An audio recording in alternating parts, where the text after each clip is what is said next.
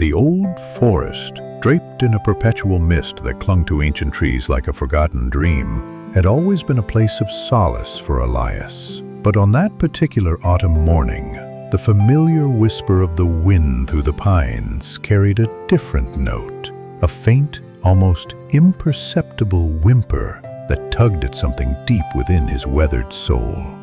Elias, a man whose silver hair mirrored the frost on the forest floor and whose eyes held the quiet wisdom of 1,000 sunrises, had spent his life observing the subtle dance of nature. He knew the calls of every bird, the rustle of every creature, and the silent language of the trees. This sound, however, was alien to the symphony of the woods, a plea so fragile it threatened to dissolve into the damp air. He followed the sound, his sturdy boots crunching on the moss-laden earth. The fog grew thicker, transforming the familiar path into a spectral corridor where towering trunks rose like sentinels. The whimpering grew louder, tinged with a desperate urgency that quickened Elias's pace. He rounded a bend, and there, nestled beneath the gnarled roots of a fallen moss-covered log, was a tiny, shivering ball of golden fur.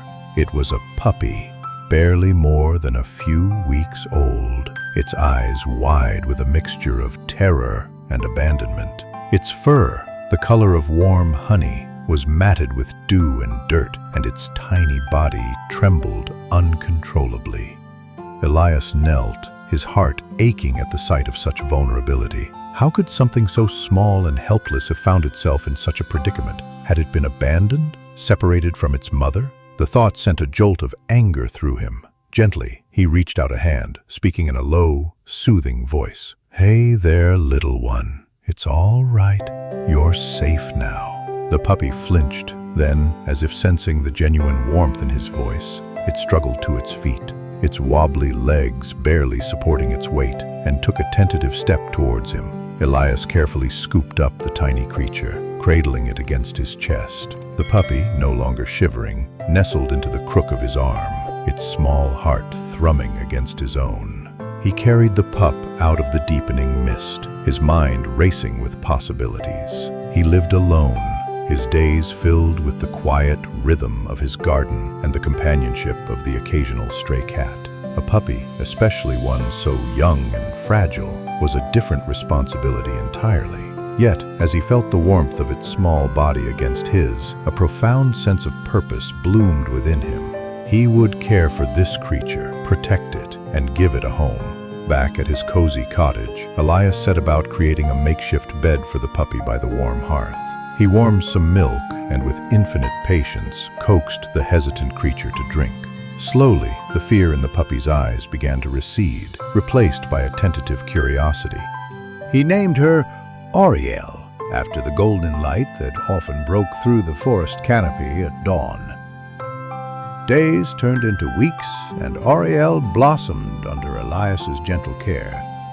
Her golden fur grew lustrous, her eyes sparkled with intelligence, and her playful antics filled the quiet cottage with joyful energy.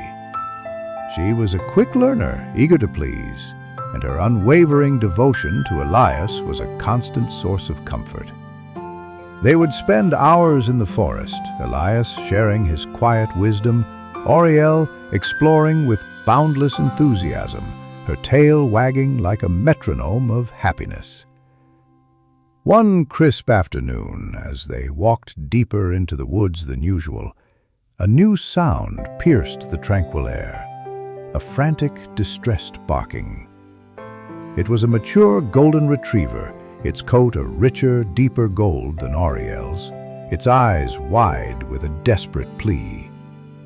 The dog was pacing frantically around the base of the same fallen log where Elias had found Ariel, sniffing at the moss, whimpering incessantly.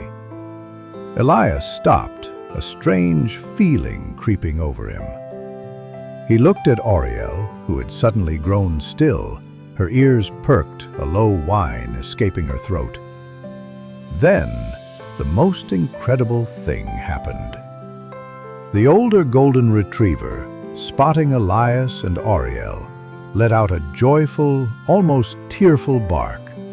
It rushed towards them, not with aggression, but with an overwhelming surge of recognition. It nuzzled Ariel, its tail wagging furiously, its entire body trembling with an emotion that Elias could only describe as profound relief. And Ariel, without hesitation, reciprocated, her little tail a blur, licking the older dog's face with unbridled affection.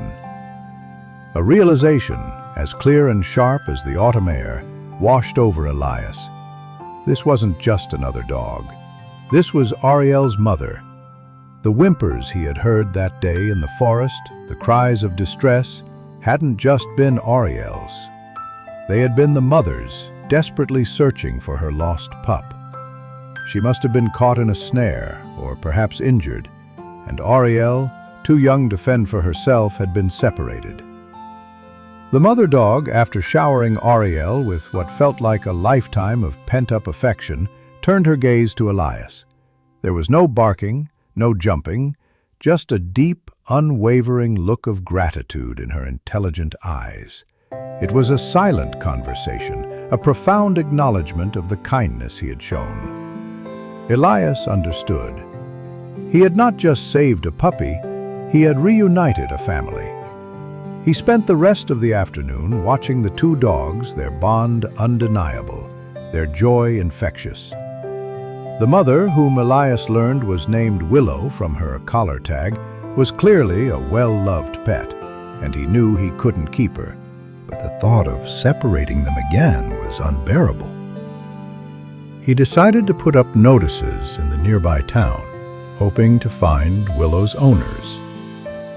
He described both dogs, the circumstances of their finding, and the incredible reunion.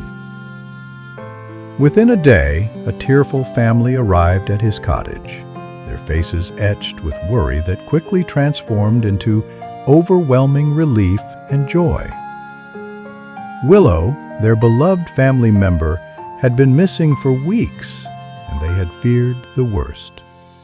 The reunion was a symphony of barks, wagging tails, and happy tears.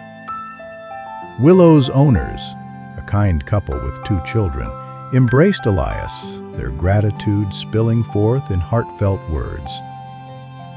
They explained that Willow had indeed been caught in a poacher's snare, and in her frantic efforts to free herself, Ariel, still a tiny pup, had gotten lost in the thick fog.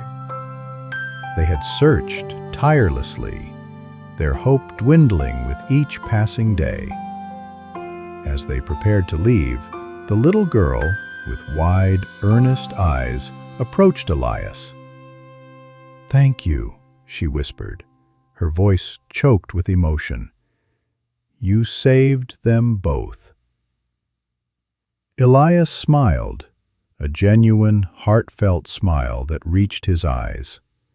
He watched as the family, now complete, walked away, Willow trotting proudly beside them, Ariel nestled safely in her mother's side.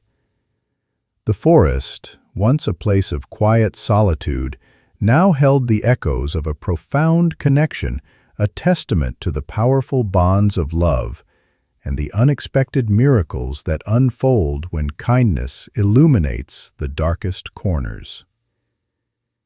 If this story touched your heart, please like and subscribe for more tales and unexpected connections.